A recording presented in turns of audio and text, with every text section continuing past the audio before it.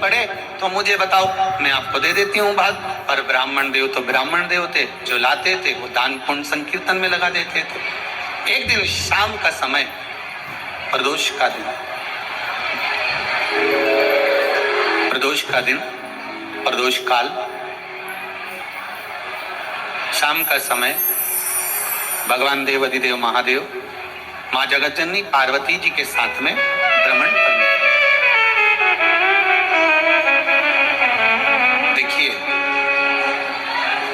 अगर प्रदोष का व्रत नहीं कर सकते, प्रदोष के दिन आप व्रत नहीं कर सकते, मान लो आपसे भूखा नहीं रहा जाए, प्रदोष का व्रत नहीं कर सकते, प्रदोष के दिन आप भूखे नहीं रह सकते, मंदिर भी नहीं जा सकते, दिया भी नहीं लगा सकते,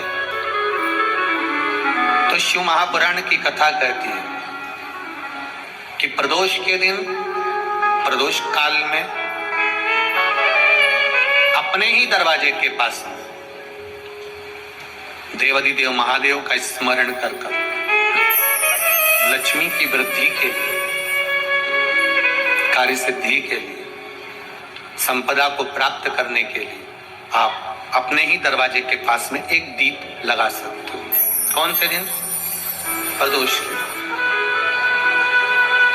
एक बात और अच्छे से समझ लीजिए, जो बच्चे चिड़चिड़े होते हैं, चाहे घर में बेटे हों, बहुएं हों, सास हो, ससुर हो, परिवार में छोटे छोटे बच्चे हों, चिड़चिड़ प्रवृत्ति करते हों या चिड़चिड़ा स्वभाव हो, जरा जरा सी बात में क्रोध आ जाता हो, बोलने का भान नहीं रह पाता हो, शब्दों के बाण चलते हों, तो महाराज प्रदोष के दिन, प्रदोष काल में बेलपत्री के पेड़ के नीचे एक बेलपत्र का मिल जाए तो बेलपत्र का, उस पत्ते पर मात्र थोड़ा सा शहद और 7 दाने चावल के रखकर घी का दिया लगा दो महाराज, और थोड़ा सा जल हाथ की अंजलि में लेकर भगवान देवाधिदेव महादेव का स्मरण कर कर कि इस बेलपत्री के वृक्ष के नीचे माता लक्ष्मी, पार्वती, सरस्वती विराजमान है। इसी बेलपत्री के पेड़ के नीचे मेरे देवाधिदेव महादेव का 12 ज्योतिर्लिंग का स्वरूप प्रकट है, उनका स्मरण कर कर जल चढ़ा दीजिए। और उसका स्मरण कर लो जो चिड़चिड़ प्रवृत्ति करता हो, क्रोध करता हो, जिसको बोलने का भान नहीं होता हो, सम्मान नहीं देता हो, अपशब्द कहते हो, उनका स्मरण कर कर आप छोड़ेंगे। एकदम एक प्रदोष करेंगे, दूसरे प्रदोष तक तो आपको कोई दिक्कत ही नहीं। 2-3 प्रदोष कर कर देखिए, बाबा कृपा करें। बच्चों को पढ़ने का कह रहे हो, पढ़ने बैठो, पढ़ने बैठो, पढ़ने बैठो, पढ़ने बैठो, तो एक आध प्रयास बच्चों के लिए भी कर लिया करो कि भाई ठीक है, जैसे वैकुंठ चतुर्दशी वाला उपाय हमारे YouTube पर भी डला हुआ है, आप उसको निकाल कर सुनना। वैकुंठ चतुर्दशी के दिन प्रयास करना, बच्चे लोग विद्या में प्रबल होंगे।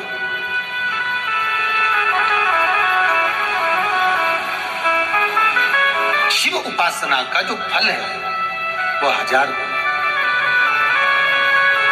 ब्राह्मण देवता आज मंदिर के दरवाजे पर बैठे हुए थे, मंदिर की बुआरी लगाकर बेलपत्री को उठाकर एक बोरे में, एक बारदान में, एक झोले में भर रहे थे।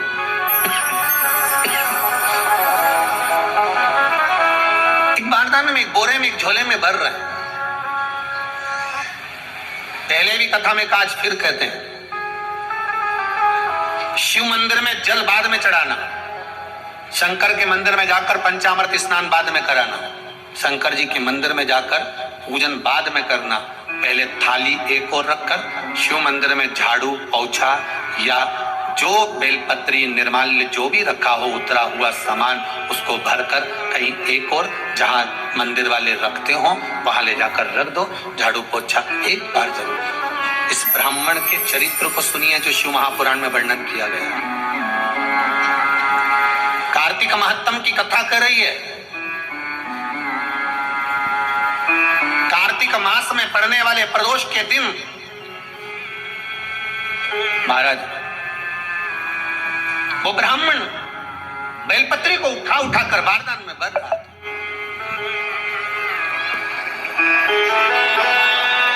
पूजन करने से पहले सबसे पहले सफाई का ध्यान रखो और विश्वास रखना, आप मंदिर की सफाई नहीं कर रहे हो, फिर निवेदन करूंगा आपको।